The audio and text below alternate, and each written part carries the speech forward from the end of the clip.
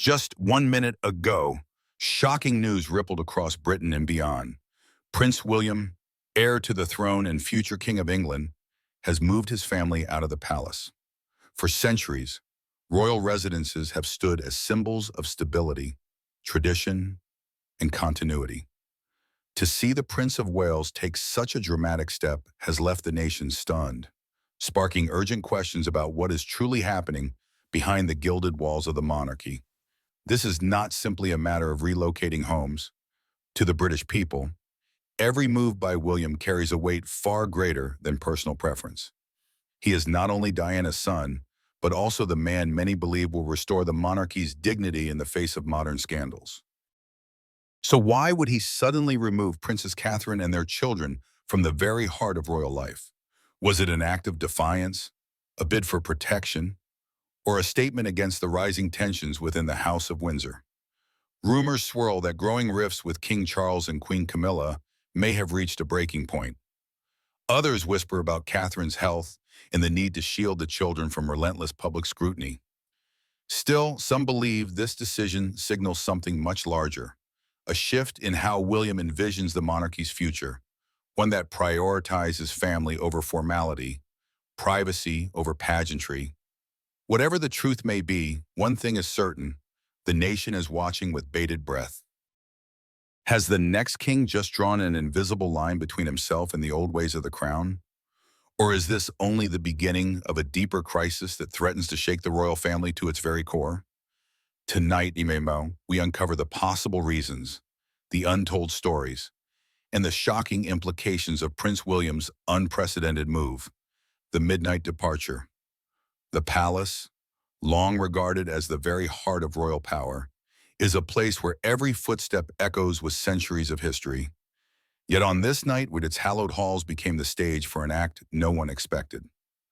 Just after midnight, when the world outside London was cloaked in silence, Prince William led Catherine, George, Charlotte, and Louis out of the palace gates. Their departure was quiet, almost invisible to the untrained eye. But to those within the walls, it was nothing short of a thunderclap. The family carried no royal procession, no flashing lights, no ceremonial guards. Instead, their exit was marked by hurried footsteps, hushed whispers, and the stunned expressions of a few aides who happened upon the scene. These were staff who had sworn their lives to discretion, people trained to anticipate the smallest royal move. And yet, they were caught entirely unprepared.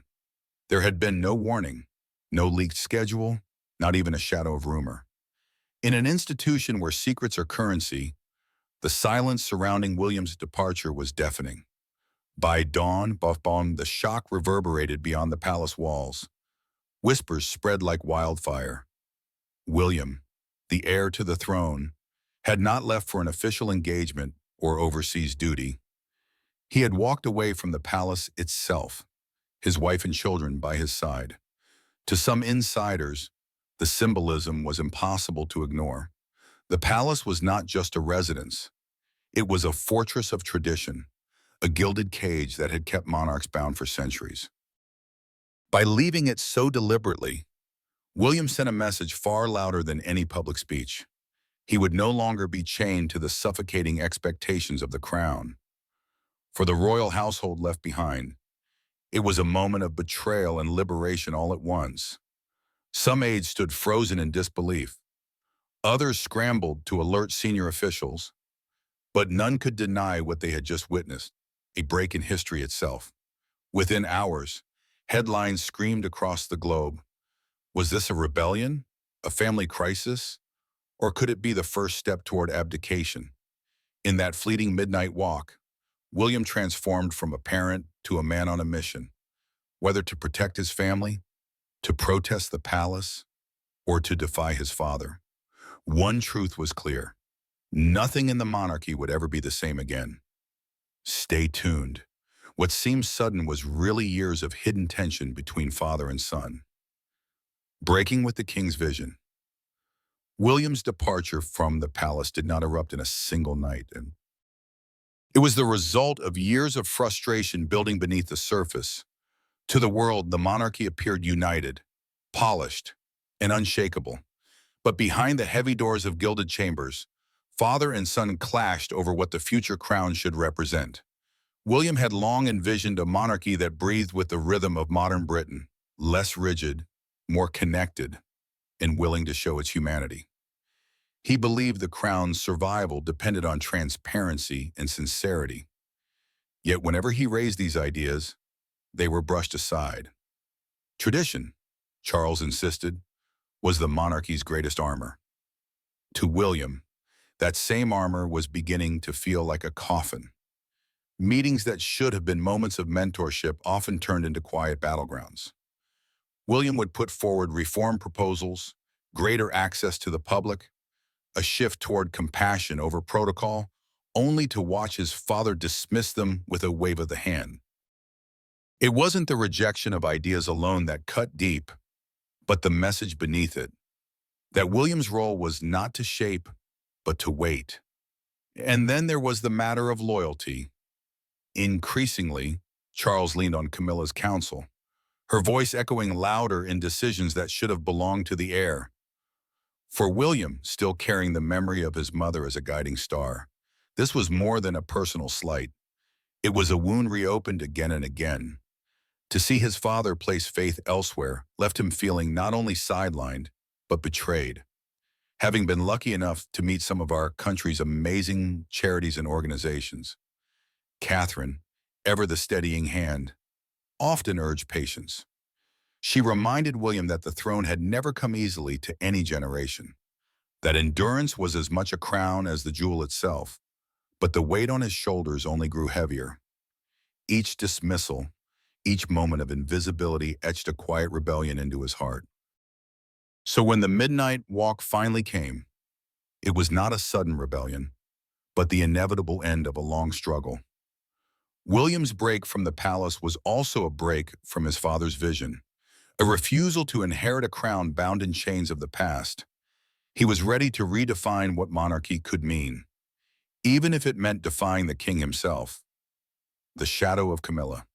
For William, the palace was never just home. It was a battlefield of memory.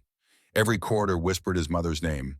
Every gilded frame reminded him of a woman adored by the public yet broken by the crown. And in the very space where Diana's absence loomed largest, another figure grew ever more dominant, Camilla. What began as a quiet presence at Charles's side evolved into something far more unsettling. Camilla was no longer simply the king's companion. She had become a voice that carried weight in state discussions, family disputes, and even matters of public image. Her influence seeped into corners once reserved for the heir, and with every passing season, William felt the ground beneath him shrinking. It wasn't only her counsel to Charles that unsettled him. It was the way her family began sliding into royal circles with increasing prominence. At events where tradition once dictated Windsor bloodlines stood firm, Camilla's grandchildren began to appear, smiling for cameras, introduced to the world as though they were heirs themselves. To outsiders, it may have seemed harmless, even endearing. To William, it was a rewriting of history in real time, an intrusion upon the legacy he was raised to embody. Catherine noticed it too. She stood beside William at engagements, offering her graceful composure even when Camilla's gestures cut sharply.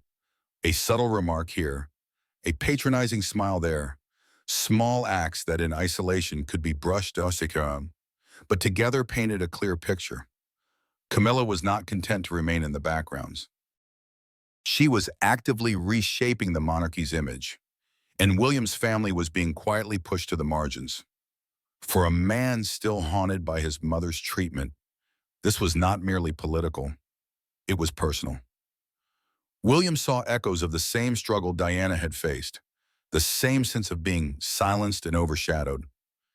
Except now it was not his mother, but his wife and children who risked being diminished. The idea that Camilla could influence not only the crown, but also the environment in which his children were raised was intolerable. This wasn't rivalry in the open sense.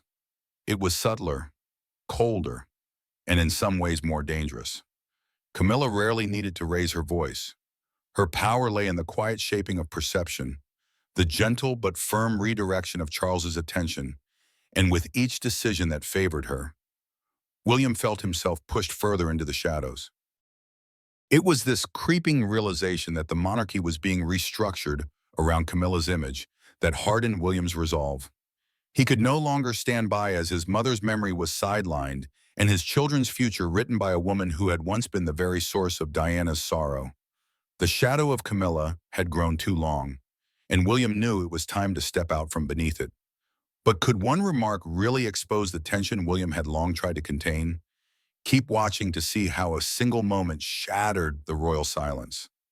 The remark that shattered silence. Every royal gathering carries an invisible weight. The polished silver, the carefully chosen seating, the choreographed smiles. Each detail designed to project harmony, even when harmony is absent.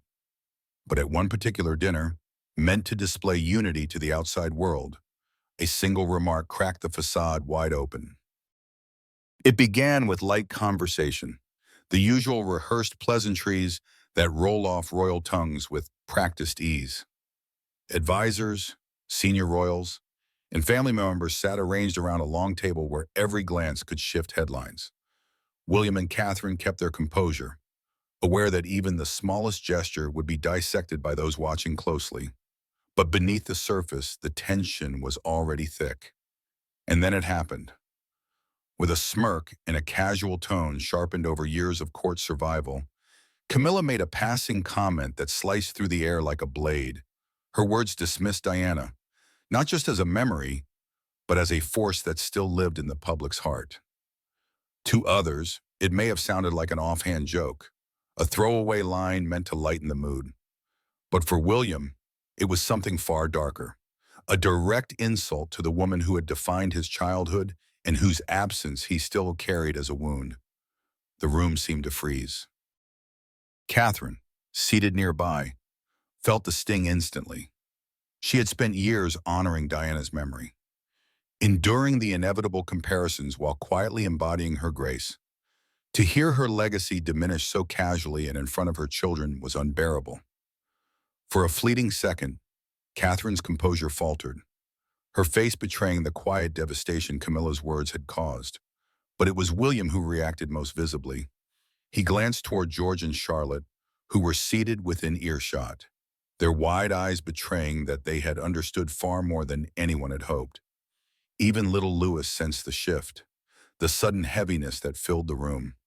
William's fury ignited not only at the insult to his mother, but at the cruelty of letting his children witness such disdain.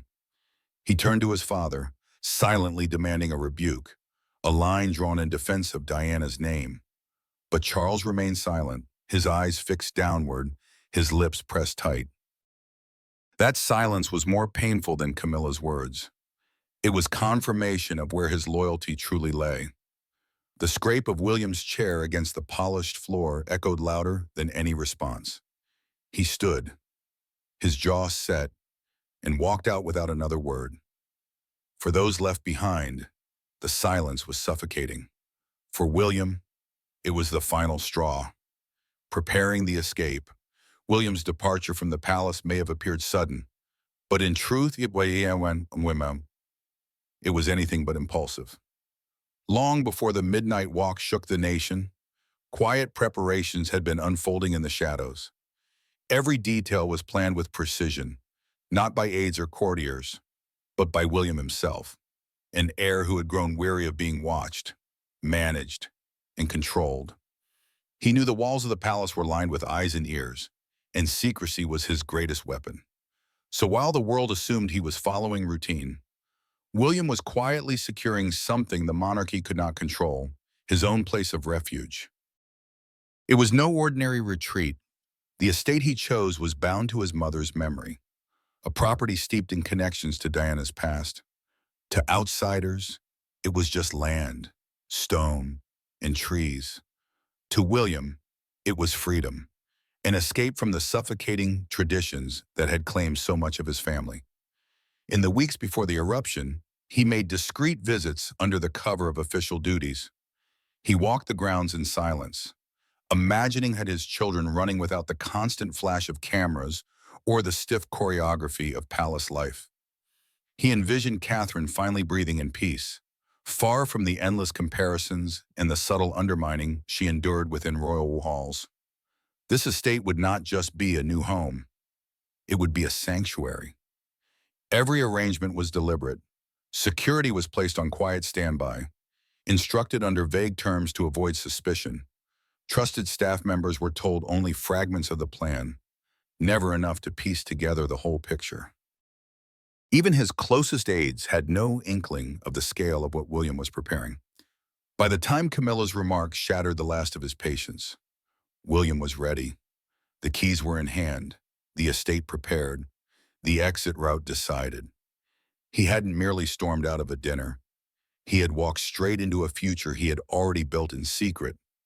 And when he led his family out beneath the cover of night, their destination was not random. Every path, every stone at that estate echoed with Diana's presence. By taking his wife and children there, William wasn't just leaving the palace. He was reclaiming his mother's dream of freedom, a dream he now intended to make their reality. But what happens when reclaiming his mother's dream threatens the very crown he was born to inherit? Keep watching to find out. Panic in the palace.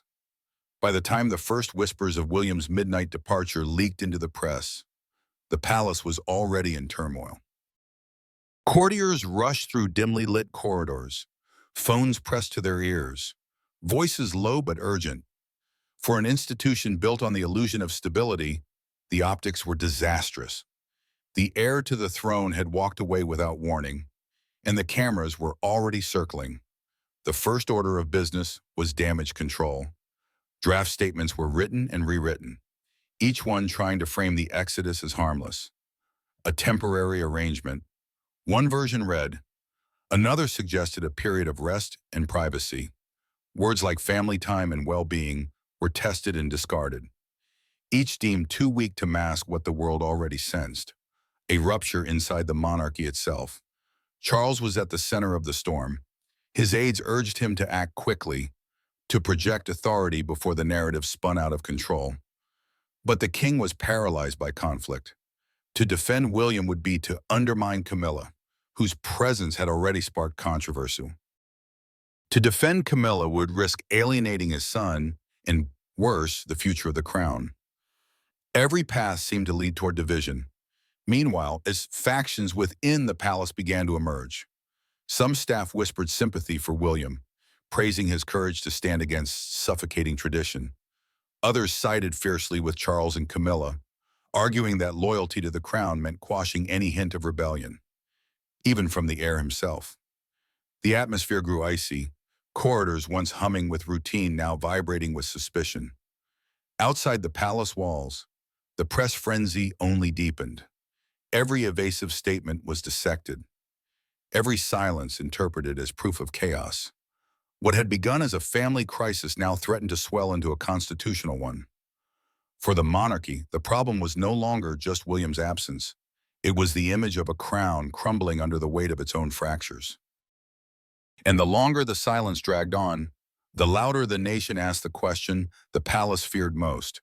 Had the future king just rejected the institution itself? Let's find out. Shielding the children. For William, the choice to leave the palace was not just about breaking away from his father or rejecting tradition. At its heart, it was about three young faces, George, Charlotte, and Louis. Every decision, every risk came down to them. He knew better than anyone what it meant to grow up behind palace walls. He remembered the endless scrutiny, the constant rehearsals for a life he had not chosen, cameras capturing smiles that weren't real, questions from strangers who thought they knew him, and the suffocating knowledge that every mistake would be magnified 1,000 times. William had lived it all, and he refused to let history repeat itself. George, as the eldest, was already beginning to feel the weight of expectation. His appearances were choreographed, his gestures analyzed as though he were a man, not a boy of school age. William saw the worry flicker across his son's face when questions about the crown crept into conversations meant for children. That shadow was far too familiar, and it made William's resolve unshakable. Charlotte carried a different burden. Her charm and poise, celebrated by the public, were often used by the palace as a shield during times of tension, a smiling distraction from deeper cracks in the monarchy. William and Catherine watched closely, determined to remind her that she was more than a symbol, that her spark was her own, not something to be packaged for headlines. And then there was Louis, the youngest, untouched for now, still free to laugh without consequence. To William, his innocence was a glimpse of what childhood should be. Protecting that joy became a mission in itself. Catherine shared her husband's determination. Together they agreed to Methanai Danhin Swen. Their children would not grow up as pawns in an institution that valued duty over happiness. Leaving the palace was not rebellion for its own sake. It was a father's vow and a mother's promise. The Windsor children would not inherit scars carved by tradition. They would inherit freedom, a nation divided. By morning, Britain was split in two. News of William's midnight walk with his family dominated every headline, every broadcast, every conversation, whispered in cafes and echoed across office corridors. The heir to the throne had left the palace, and no explanation had been offered. For many, it felt as if the very ground beneath the monarchy had shifted. Crowds gathered outside royal residences, carrying placards not for the king, but for William. Their chants echoed through the streets, "Protect the children," and "William for the people." To these supporters, his act was not defiance, but courage. They saw in him a father willing to put family before duty, a leader prepared to strip away the heavy cloak of tradition, to stand for something more human. To them, this was the breath of authenticity the monarchy had been missing for years. Yet, across the nation, voices of outrage rose just as loudly.